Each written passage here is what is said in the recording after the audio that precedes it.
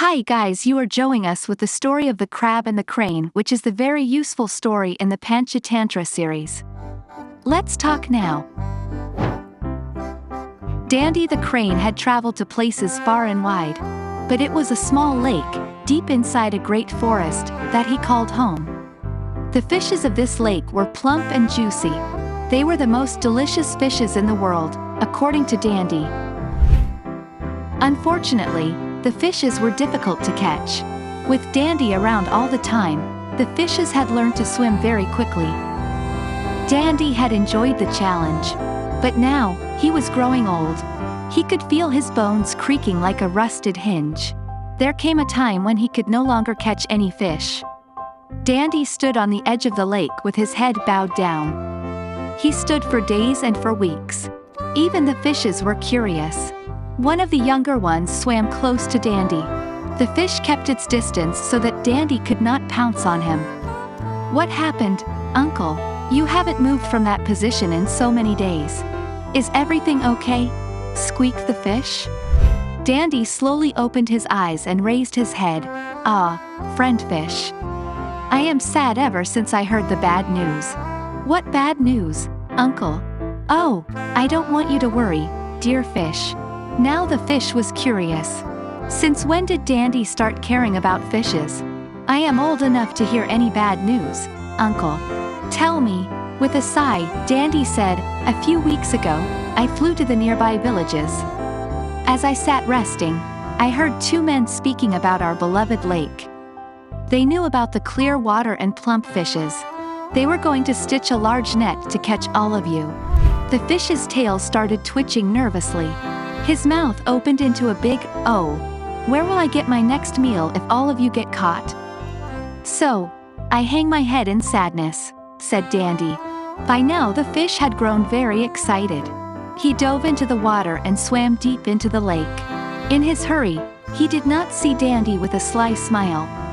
In no time, all the fishes were in a panic.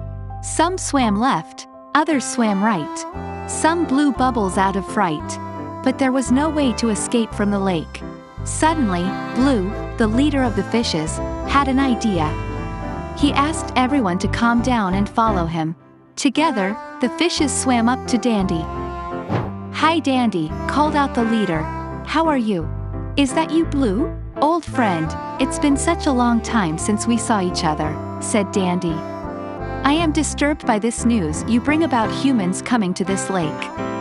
"Oh yes, I think they will finish stitching their nets any day now," said Dandy. "Dandy, old friend, can't you help us out in any way?" asked Blue. "Wish I could, but I don't know, said Dandy as he bent his head in dejection yet again. The fishes were once again worried. Suddenly, Dandy turned up, "Unless what, Dandy?" asked Blue. "There is another lake across the mountain. It is even bigger than this lake. And it is hidden. No human can ever find it. But how will you guys go there? You can't walk on the ground." "Oh, this was a stupid idea," wailed Dandy. "Old friend Dandy, you can help us. You can fill some water in your large mouth and one of us can hop in. You can then fly us to this new lake," said Blue in excitement. "Oh yes, how did I not think of it? Of course, I will help you, old friend." So, the fishes began shifting to their new home. Every day Dandy would take one fish in his mouth to the new lake. He would return the next day for the next one. The fishes would jump into his mouth happily, saying goodbye to their friends, hoping to see them soon. One day a crab came up to Dandy. "Uncle, you take only fishes to this new lake. Please take me along too." Of course. How could I have made such a mistake?" "You fly with me today," said Dandy. The crab climbed onto Dandy's neck, and away they flew. Hours passed by, but Dandy never landed. The crab could see lakes passing by, and wondered why Dandy hadn't taken them there. Finally, they approached a mountain. There were large boulders on the mountain slope. Dandy moved closer and closer to the rocks. Suddenly, the crab saw many fish bones. In an instant, he realized what Dandy was up to. He was eating all the fishes instead of shifting them to their new home. Using both his claws, the crab grabbed Dandy's neck. "What are you doing, friend crab? I am trying to help you. I know what you are up to, Dandy uncle. You ate all those fishes. I am sorry, friend crab. Let go, I just got a little hungry." "Little hungry? Then, you should have hunted for food, not tricked us," screamed the crab. Dandy felt dizzy. He headed straight for the rocks. His head hit them with a huge thud, and he died. The crab quickly jumped off Dandy's neck and hurried back to the lake.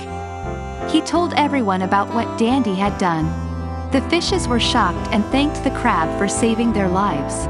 Thank you all for joining today's story. Stay with us until we bring a story like this again. Good day to you.